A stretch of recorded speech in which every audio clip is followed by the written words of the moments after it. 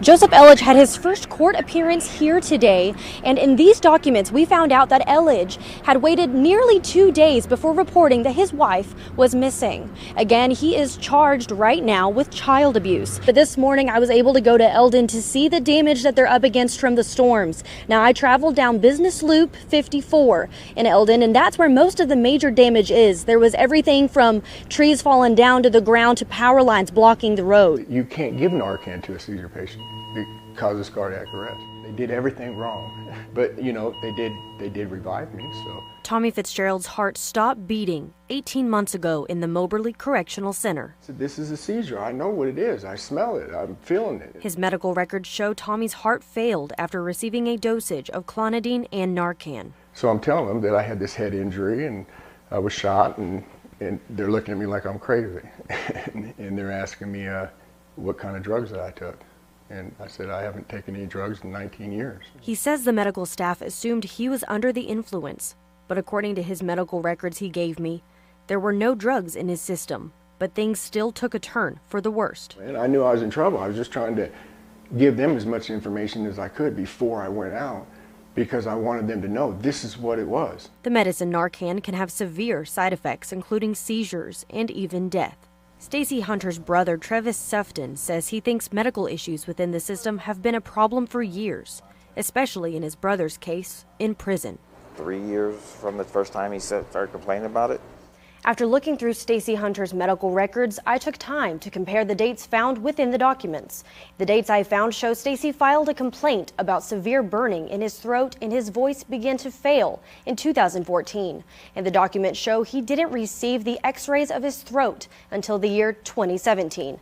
That's 3 years later. And said, oh, well, it's cancer. Now we're taking you're giving you a tracheotomy and taking all that out. And oh, now you got spots on your lungs. Oh, these lymph nodes are all riddled with cancer. We got to take out 20 or 30 of those. I was supposed to interview Stacy for the story, but we rescheduled because he was receiving radiation at the time. He died 2 weeks later. And still, when we'd go to visit, it was the same brotherly stuff. I mean, not as many stories, but it's cracking on each other and giving a hard time, and more serious here towards the end, but I miss him. I tried contacting both the Missouri Department of Corrections and Horizon Healthcare more than 6 times in the last few months to better understand these cases, but I never got a response. So I kept looking for answers about medical issues within the prison system. No matter how high you go up, you're still not going to get anything done because they're always going to say their hands are tied. Advocates for prisoners' rights like Victoria Ferguson are still fighting for the cause. Victoria Ferguson founded the group Justice for Inmates 2 years ago in Kansas City, hoping to help inmates like Tommy Fitzgerald. The group is made up of former Department of Corrections employees and loved ones of inmates currently in prison. Tommy wants to see things change too, because going into full cardiac arrest, the possibility is always there that they can bring them back or we lose them. That was nearly inmate Tommy Fitzgerald's fate. It scared me that he would come home in a pine box, although he did not. He is what motivated me to get change. They knew that they messed up, and that they were going to use that experience as a training tool, you know? I mean, it would be a perfect tool. He's moving forward, but the memory of the past is always present. I don't want to look back.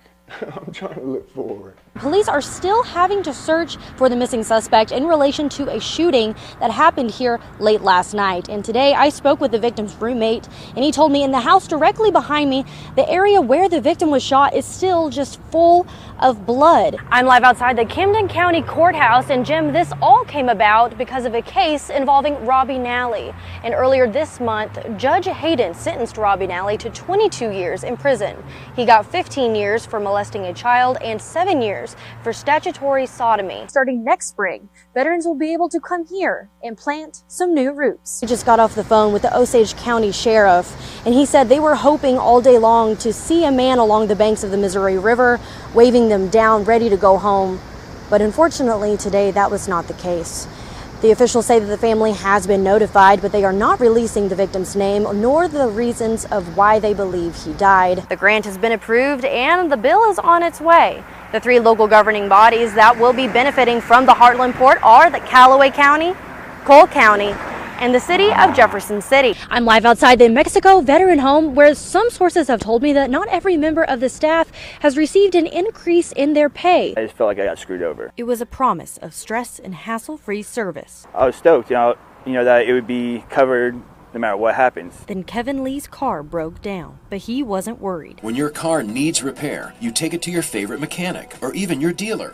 Then something happened that left Kevin Lee shocked. They diagnosed a problem with a warped engine due to a water pump failure. Both the engine and water pump were covered in the contract, but he said CarShield couldn't cover the repairs. Now my car's still at Kia Columbia because I can't pay for the towing, for the fixing of the car, or for diagnosing. Lee's car has stayed parked at Kia for the last 8 months. And he's not the only customer who's had issues with CarShield. Another customer on the Better Business Bureau's website says he got his lawyer involved until he received the refund and the repairs he needed.